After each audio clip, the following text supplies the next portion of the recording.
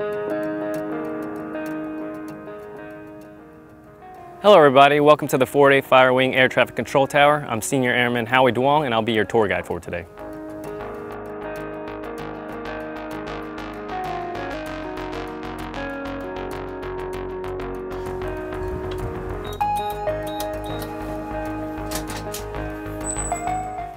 Because of the COVID restrictions, I'm going to be putting on my mask now.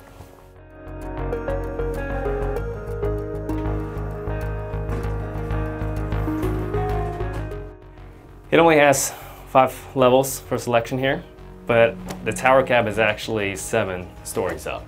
So there will be 2 flights of stairs after we get onto the 5th floor, which is our break room common area.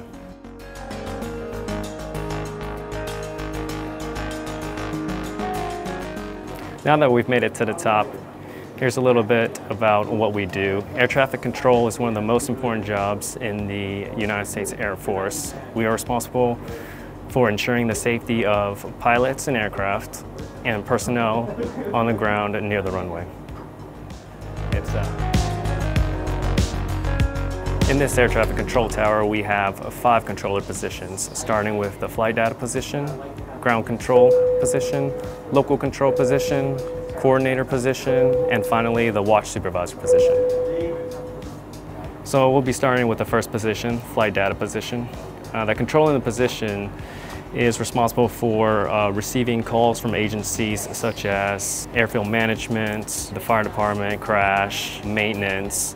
They're also responsible for keeping track of departure times, arrival times. I think most importantly of all, the flight data position has to maintain the automatic terminal information service and the airfield automation system with pertinent and up-to-date weather information such as ceilings for clouds, visibility, and just basically any other pertinent information that the pilots need prior to departure.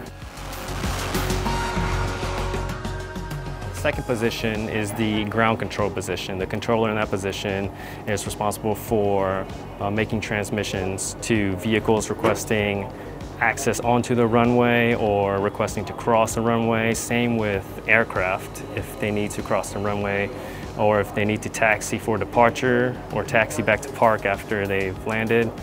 The ground control would be making those transmissions. The next position would be the local control position. That controller in that position will be making transmissions with the pilots, sequencing their arrival, also clearing them for takeoff, clearing them to land. I would say that would be the most stressful position because they have to make split-second decisions. The next position is the coordinator position. That position is usually open to alleviate the stress and high volume of traffic for the local control. Whenever there needs to be a coordination made, for example, with our neighboring airfield at Mildenhall, the coordinator in that position would make that coordination for the local controller. Therefore, the local controller can just focus mainly on the aircraft that are requesting to depart or the arrivals requesting to land. Last but not least, we have the watch supervisor position. The watch supervisor is basically the last eyes and ears of the tower cab. The watch supervisor is monitoring all 3 of the other positions, flight data, ground control, and local control. If any of the controllers in those positions have any questions, they can just run it by the watch supervisor, and the watch supervisor would have the answers and all the information that they need.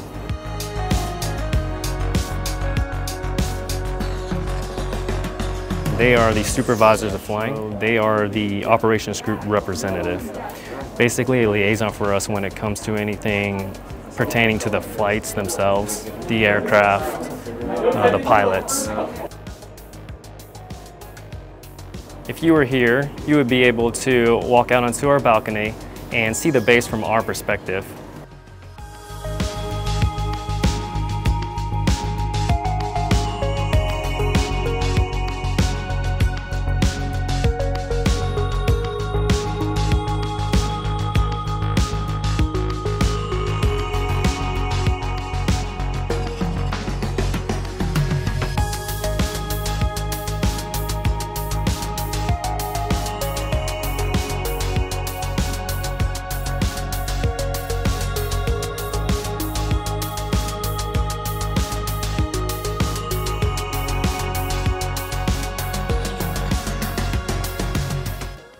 This is the end of our virtual tour.